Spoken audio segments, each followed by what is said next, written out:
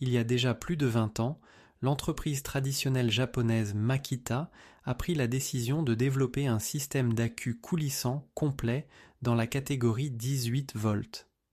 La série LXT était née et aujourd'hui, elle comprend de manière flexible plus de 300 outils ainsi que des équipements de jardin. Ce n'est plus une caractéristique unique, mais la constance de la qualité des batteries, elle, l'est bel et bien. Le fait qu'en plus de 2 décennies, seules quelques optimisations aient été nécessaires au niveau de la technologie des batteries 18 volts parle de lui-même. La qualité initiale était déjà si élevée que le système LXT reste encore aujourd'hui la référence pour 90% des tâches artisanales. Et dans le domaine des tondeuses à gazon également, Makita convainc par une qualité supérieure à la moyenne. Concrètement, le magazine spécialisé suédois Hjordet-Själv a testé la performance surfacique de différentes tondeuses à batterie dans les mêmes conditions initiales. Résultat, une Makita atteint, à largeur de coupe égale, 85 mètres carrés par ampère-heure, tandis qu'une Heinel, pourtant très répandue chez les particuliers dans nos régions, n'en atteint que 65. Il faut toutefois préciser que les batteries Heinel sont bien sûr moins chères. Makita mise en revanche globalement sur une qualité plus élevée, par exemple avec un diamètre plus important au niveau de la suspension des axes de roue et une fixation du bac plus robuste. Le modèle DLM 432 fonctionne avec 2 batteries 18 volts combinées afin d'extraire un rendement particulièrement élevé du moteur sans balai.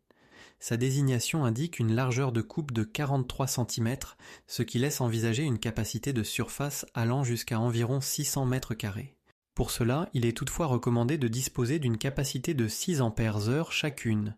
Il est disponible soit en version solo dite Z, soit en kit sous la désignation PT2 avec double chargeur et 2 batteries 5 ampères-heure. Avec cette capacité, selon les essais du fabricant, il est possible de couvrir 482 mètres carrés sur une pelouse sèche de hauteur moyenne. Converti en minutes, cela correspond à 30 minutes d'utilisation continue, tandis qu'avec 6 ampères-heure, on atteint 36 minutes. La première mise en service se fait en grande partie sans outils. Alors que le guidon peut être monté entièrement sans outils, il faut utiliser une clé 6 pans séparés pour la suspension du bac. En pratique, celle-ci s'avère toutefois nettement plus stable que sur de nombreuses autres tondeuses à batterie, dont le bac peut parfois se détacher lors du passage sur des irrégularités. La lame se remplace à l'aide d'une clé fournie et pour pouvoir la bloquer en toute sécurité, des ouvertures permettent d'y insérer un tournevis pour faire contre-appui. La lame est préassemblée de sorte qu'il suffit dans un premier temps de s'occuper du guidon et du bac. Le guidon est réglable en inclinaison sans outil grâce à un mécanisme de verrouillage rotatif inférieur. La hauteur varie sur une plage de 40 cm et la longueur sur 55, ce qui convient à une grande diversité de tailles corporelles.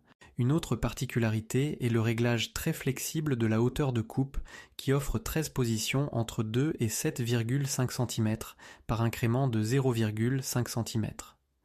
D'autres fabricants ne proposent souvent que 3 à 4 réglages au total. En outre, un insert mulching est disponible séparément pour environ 15 €, permettant de laisser le bac de côté et de produire un paillis humide et riche en nutriments. Le volume du bac avec 40 litres n'est pas petit, mais il pourrait être un peu plus élevé pour des surfaces de taille moyenne. Au fil des années, depuis sa sortie en 2020, cette tondeuse Makita a su convaincre un large éventail de clients. La qualité de fabrication, la maniabilité et les performances sont unanimement saluées. Le fonctionnement est souvent décrit comme agile et maniable, avec un niveau sonore relativement faible. L'insert mulching fonctionne également sans problème. Les critiques concernent principalement des défauts de livraison, comme des cartons déjà ouverts ou des traces d'utilisation. Une faiblesse apparaît parfois au niveau de l'essieu avant. Alors que l'essieu arrière est très bien soudé, il arrive que l'avant présente des défauts de fabrication. Au moins 2 clients ont signalé que l'essieu avait cédé à cet endroit. Toutefois, Makita se distingue par une excellente disponibilité des pièces de rechange. Presque chaque petit composant peut être remplacé individuellement de manière efficace, si nécessaire. Nous espérons que cette vidéo vous a été utile. Si c'est le cas, vous pouvez nous soutenir en achetant votre tondeuse à batterie via l'offre Amazon liée sous la vidéo. Merci et à la prochaine.